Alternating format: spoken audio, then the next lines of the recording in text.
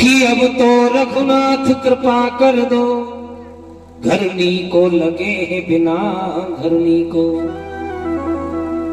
राघवेंद्र, हे रघुनाथ जी कृपा करो ना, बिना घरनी के घरनी को नहीं लगे। कि अब तो रघुनाथ कृपा कर दो, घरनी को लगे है बिना घरनी को। सामने हनुमान जी का मंदिर, वहां में बैठे पंडित जी की दृष्टि गई कि सेठ जी के पास में बड़ी परात में भरे लड्डू सबको दे चले जाए।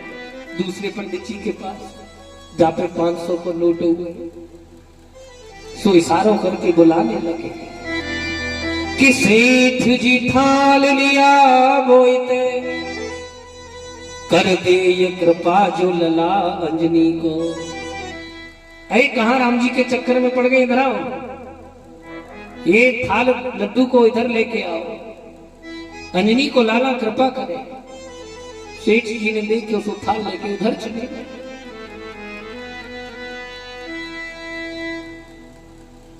कि हनुमत से प्रीत विनीत करो, फिर से मुख देख सको पत्नी को। सेठ जी बोले कि जाते कहा प्रीत करें, अरे हम तो ये तो दास हैं और हम तो सीधे ठाकुर जी के चरणों में पहुंच गए, मालिक के शरण में, तो फिर दास की क्या जरूरत है। कि हनुमत से प्रीत विनीत करो, फिर से मुख देख सको पत्नी को। और तेरी त्रिया को मिलावे कहा, जो पतो न लगाए सके अपनी को। बोलो राधे राधे। अरे तेरी को कहा मिलावेगा, बहू की खो गई, और जब बाकी खोई तो यही ढूंढ के लाए, तो तेरी को मिलाएंगे।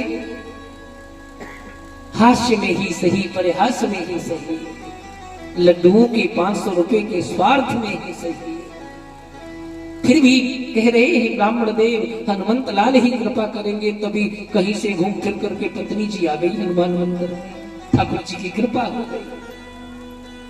तो कहने का भाव यह है कि रघुवीर कृपा पाने के लिए हमें हनुमंत लाल की सेवा करनी होगी। और जिस घर में हनुमंत पूजा होती है, जो हनुमान जी के भक्त होते हैं, उनके ऊपर सबकी कृपा होती है। जैसे राम जी कहते हैं, शिव द्रोही मम दास कहावा, सो नर मोहि सपने नहीं भावा। आइए भगवान श्री पावन मेरे गोविंद माधव की कथा की ओर चलते हैं, समय बहुत हो गया। श्री कृष्ण गोविंद हरे मुरारी, हे नाथ नारायण वासुदेवा। श्री कृष्ण गोविंद हरे मुरारी, हे नाथ नारायण वासुदेवा। श्री कृष्ण गोविंद हरे मुरारी, हे नाथ नारायण वासुदेवा। श्री कृष्ण गोविंद हरे मुरारी, हे नाथ नारायण वासुदेवा। हे नाथ नारायण वासुदेवा, हे नाथ नारायण वासुदेवा। हे नाथ नारायण वासुदेवा, हे नाथ नारायण वासुदेवा।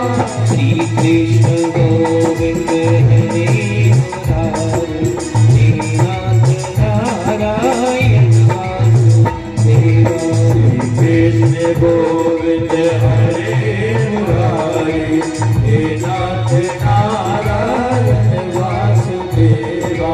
हे नाथ नारायण वासुदेवा।